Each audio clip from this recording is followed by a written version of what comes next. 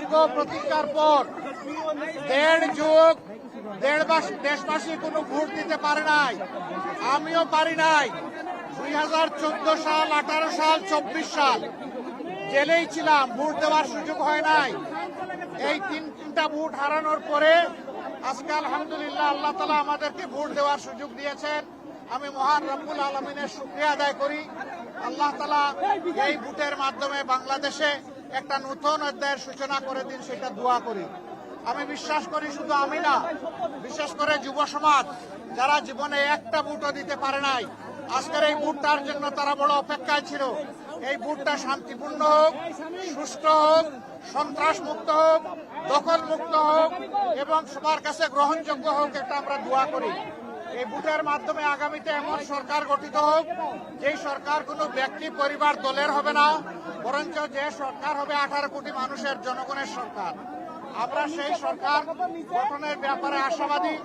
কাছে আসা সহজ হয়ে যায় যখন ফ্রেশ বেড থাকে 18 ঘন্টা পর্যন্ত। হাই, আমাদের জন্য দোয়া করবেন।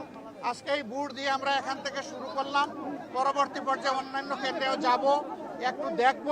আমি আপনাদের সকলের সহযোগিতা চাই। দেশ আমাদের সকলের, এই দেশটা গড়তে হবে সকলে মিলে, হাতে হাত মিলিয়ে। মিডিয়া একটা গুরুত্বপূর্ণ ভূমিকায় থাকে, এটা জানেন যে মিডিয়া সমাজের চতুর্থ স্তম্ভ। এই চতুর্থ স্তম্ভকে আমরা দেশ গড়ার কাজে আমাদের পাশে চাই। আপনারা আশা করি আমাদের জন্য দোয়া করবেন। আপনাদের ভালোবাসার আমরা অত্যন্ত আকাঙ্ক্ষী, আমরা আকাঙ্ক্ষা করি আপনাদের ভালোবাসা পাবো এবং আগামী দিনগুলোতে ইনশাআল্লাহ আমরা দেশ গড়ার কাজে হাতে হাত মিলিয়ে, কাঁধে কাঁধ মিলিয়ে একসাথেই আমরা চলবো ইনশাআল্লাহ। মাননীয় আমির, কোন ধরনের সংখ্যা কি আছে ভোট নিয়ে এখন পর্যন্ত? কি আমি তো কেবল আসলাম, এ কেন্দ্রে এসে ভোটটা দিলাম, এখন বাকি কেন্দ্রগুলা দেখব, সারা দেশের খবর নেব। আমরা ছোটখাটো কোনো বিষয় হলে অবশ্যই এগুলাকে ইগনোর করব, কিন্তু বড় কোনো বিষয় হলে আমরা ছাড় দিব না এবং আমাদের যা করা প্রয়োজন তাই করব। কারণ মানুষের ভোটের অধিকার হারিয়ে যাক, এটা আমরা কোনোভাবেই চাই না। আমরা চাই সুষ্ঠু ভোটের মাধ্যমে রেজাল্ট যেটা হবে, সেইটা ভোট যখন সুষ্ঠু হবে, নিরপেক্ষ হবে, সেই রেজাল্ট আমরাও মানব, অন্যদেরকে মানতে হবে। এটাই গণতন্ত্রের সৌন্দর্য। আমরা এটা চাই, আপনারা দোয়া করবেন। আজকের ভোটের আবারও সাফল্য কামনা করে সারা দেশবাসী প্রত্যেকটা ভোট শান্তিপূর্ণভাবে, নিরাপদে, নিঃসংকোচিতে যাতে সবাই দিতে পারে, নারী পুরুষ সবাই মিলে। এই জন্য আমি সকলের প্রতি আহ্বান জানাচ্ছি, সবাই আসুন, যার যার ঘর থেকে বেরিয়ে এসে নিজের অধিকার প্রয়োগ করুন এবং রাষ্ট্র গঠনের আপনি গর্বিত অংশীদার হন এবং আপনার দায়িত্বটাও আপনি পালন করুন। কালকে অনেক জায়গায় টাকা সহ ধরা পড়ছে, এটা কি আপনারা ষড়যন্ত্র মনে করছেন নাকি আপনারা ভোট দিয়ে প্রভাবিত করার চেষ্টা করছেন?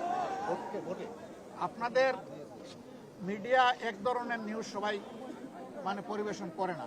মিডিয়ার মধ্যেও একই নিউজ ভিন্নভাবে পরিবেশন হচ্ছে। কেউ যদি অপরাধ করে থাকে, সে আমি হলেও আমি এই অপরাধের বিপক্ষে, কিন্তু অপরাধ নয় সেটাকে আবার জোর করে অপরাধ বানানো, সেটা আরেকটা বড় অপরাধ। তা সেটা আছে, আমাদের এখানে মেল প্র্যাকটিস আছে। আল্লাহ হাফেজ, সবাইকে ধন্যবাদ।